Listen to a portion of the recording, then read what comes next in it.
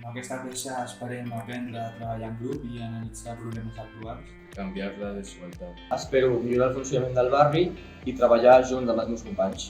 I volem aprendre i conscienciar la llei. I amb això poder ajudar algunes persones en la seva situació laboral. Parlar de les igualtats de gènere.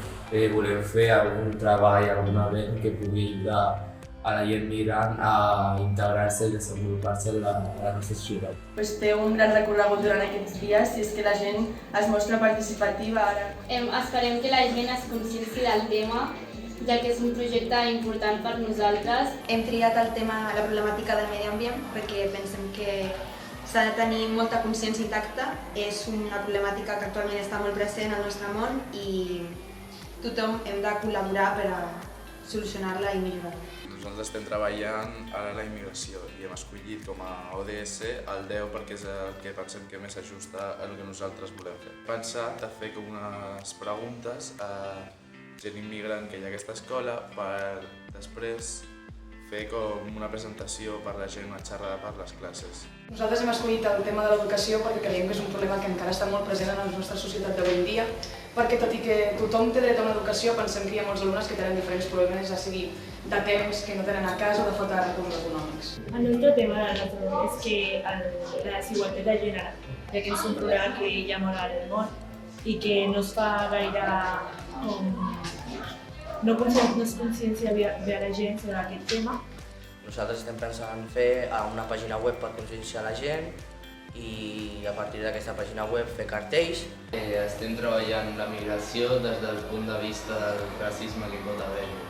El proyecto medioambiental trata sobre que vamos a plantar nuevas plantas medicinales, cíclicas o aromáticas para crear una nueva zona verde, ayudando al medio ambiente y dando un hábitat a las abejas y limpiar un poco más la zona del aire.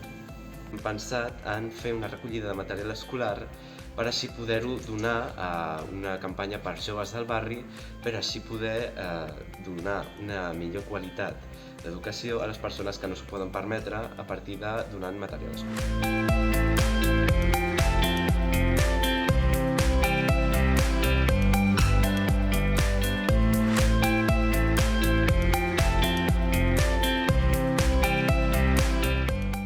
Ha sido una buena experiencia. Hemos visto el problema de que mucha gente no entiende que todos somos libres de hacer lo que queramos.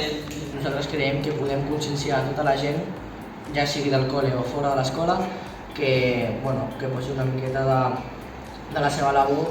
Esto puede ayudar a mucha gente también a poder seguir estudiando como hacen otras personas, ya que muchos no pueden permitirse por la situación social y econòmica que estan.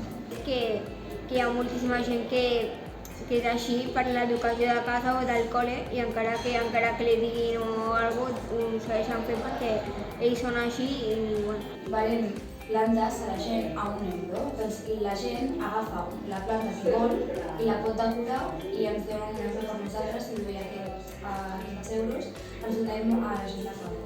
Hem après que hi ha molta gent del nostre entorn que encara que no ho sembli no té suficients recursos o suficients diners. Hem fet unes activitats pels nens de primer d'ESO on poden aprendre una mica sobre la situació d'Equador. Per exemple, hem fet un ball, cançó, perquè poden aprendre sobre la seva tradició, els balls típics o una cançó típica. Som per al canvi!